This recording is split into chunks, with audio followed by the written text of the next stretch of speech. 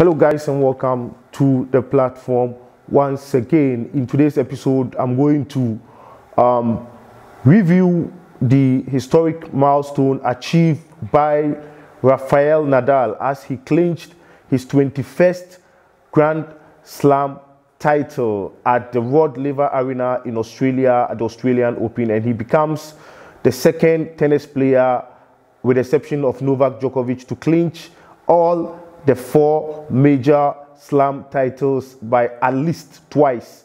Yeah, meaning they've won it more than once. And so congratulations to Rafael Nadal and the team for achieving this important milestone. Before I start the official analysis in this episode, if it happens to be your first time of coming through this platform, please do well to remain part of the community. If you enjoy the explanation and analysis, touch the notification bell after touching the subscribe button. Make sure you please subscribe to the channel, as it's important to boost the algorithm of the channel. Yeah, and make sure you touch the notification bell, share the program to as many viewers as possible, smash the like button if you enjoy my presentation, and then share to as many viewers as possible. Comment to agree or disagree with me in the comment box down below, and then on Facebook do well to follow, as well as send in comments and like the episode as well. And congratulations to Rafael Nadal and his team on this important achievement. And it was a difficult match for him, as those of you who watch the game, was a difficult game for Rafael Nadal, as he had to come back from 2 sets down to win the game 3-2 by 3 sets to 2.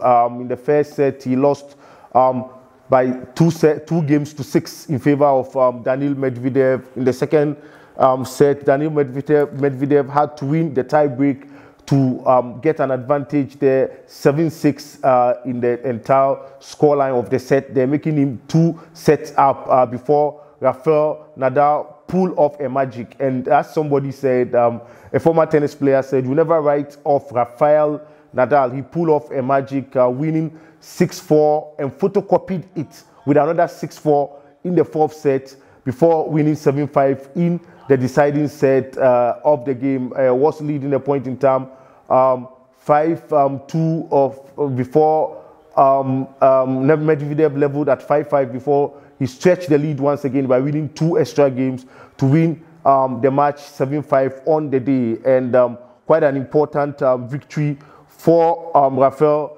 Nadal there. Yeah, and Rod Laver himself was there at the Rod Laver Arena to congratulate Rafael Nadal after he went inside the gym after the game, the changing room gym, to congratulate Rafael Nadal, and then had an excellent, a fantastic chat between the two of them, a tete-a-tete between the two of them, quite fantastic there. And we're happy to see most of these old ATP stars, the likes of Rod Laver and WTA stars, Billie Jean King and the likes. We're happy to always see them. What happens to the GOAT debate, as somebody who asked, the greatest of all time tennis debate? Currently now, Rafael Nadal is on top. No 2 ways about that. But even if you could quite remember, before the Novak Djokovic reached his 20th Grand Slam milestone, remember, prior to the year 2021, he was at 17, and Roger Federer and Rafael Nadal were at 20 Grand Slam each. Yeah, so when 2021 came in and Novak Djokovic won 3 Grand Slam titles on the bounce, Australian Open, the Roland Garros French Open, and then the Wimbledon, and then he was denied by Medvedev for winning his golden slam there, and then yeah, he was denied winning the golden slam, winning all the Grand Slams in a year there. Daniil Medvedev denied him, and so he didn't reach the 21st milestone. But all those whilst even before he reached he was at 17, the GOAT debate, greatest of all time tennis debate, was still on between the three of them.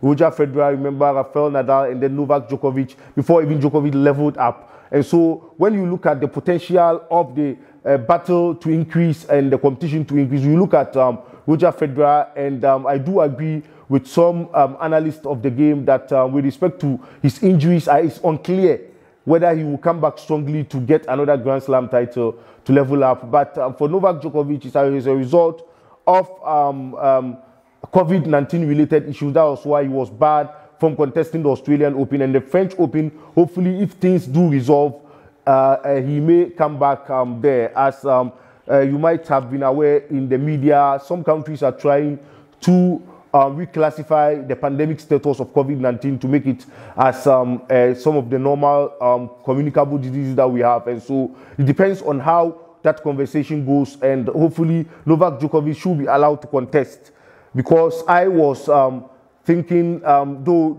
I'm not taking anything away from Rafael Nadal, but I would have been happier if Novak Djokovic, the favorite for this contest, played and Rafael Nadal ended up beating him to the title, just as Novak Djokovic defeated Rafael Nadal at the Roland Garros, the French Open, at the clay court, which happens to be the favorite for Rafael Nadal. And so the debate keeps on and on. Congratulations to Ash Barty on winning her third Grand Slam title in her home Grand Slam, for the first time in Australia for winning her home Grand Slam title. And also, let me take this opportunity to address the unfortunate and irresponsible behavior of Daniil Medvedev against the chair umpire in the semi-finals against Stefanos Tsitsipas, and quite unfortunate there. And I said it here, and the tennis, be it WTA or ATP stars, they should respect the chair umpires. The chair umpires are oversight. They are overseeing the games there, and so they should respect them. I don't know why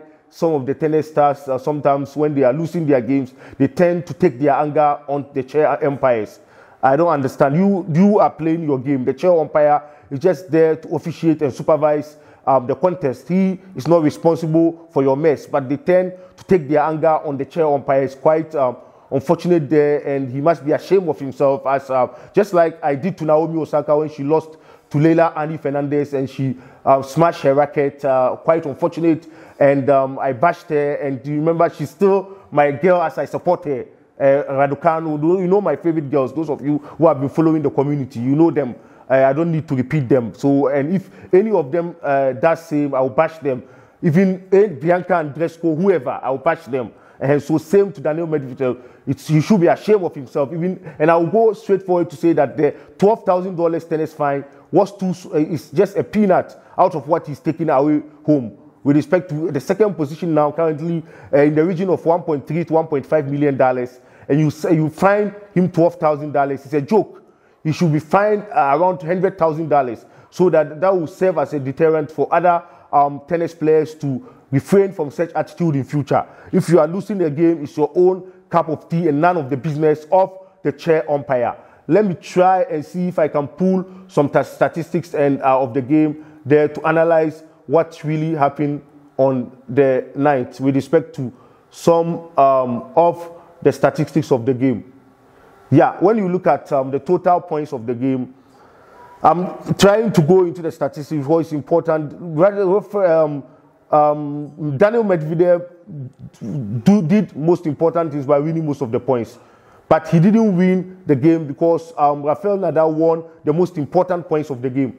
Because when you look at the points of the game, final game, Daniil Medvedev had more points than Rafael Nadal, 189 points, as against 182 points. No wonder. You saw how competitive he was, and not surprising at all. He had more points than Rafael Nadal. But the more points didn't count because it wasn't crucial.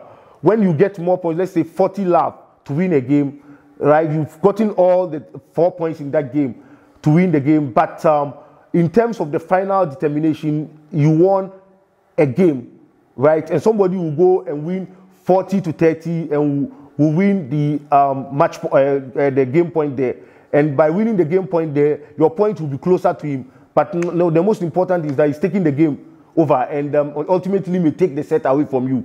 So that is why Daniil Medvedev had more points than Rafael Nadal, and yet still Rafael Nadal was crowned the champion because he won the most important sets and games of the match.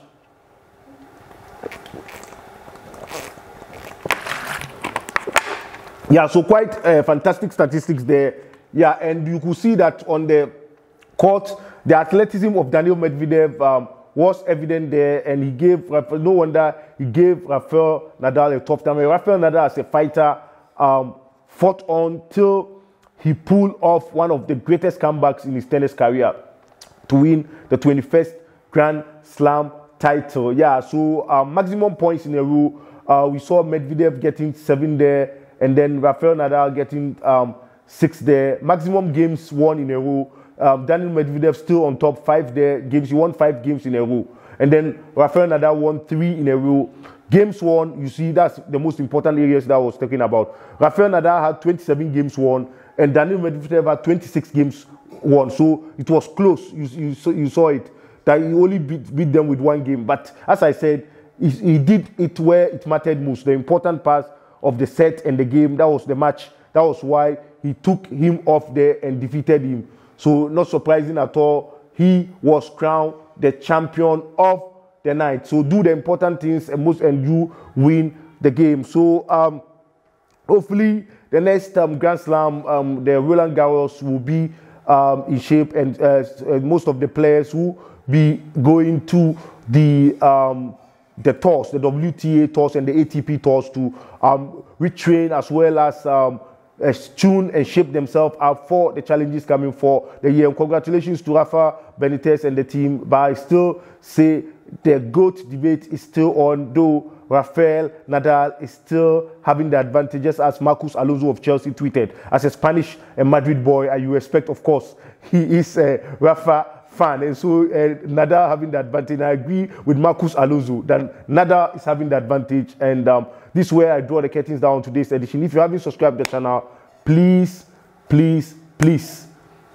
The growth is coming, but it's very slow. Let's maximize the effort there and get more subscribers on board, please. And make sure you follow up on Facebook and send in your comment, as well as like the episode if you enjoy the presentation. Make sure you send in your comment to agree or disagree with me, and then smash the like button if you enjoy the presentation. Thank you very much, and I appreciate whatever you've been doing for the channel and the Fauzan sports community. Cheers, I love you, bye-bye.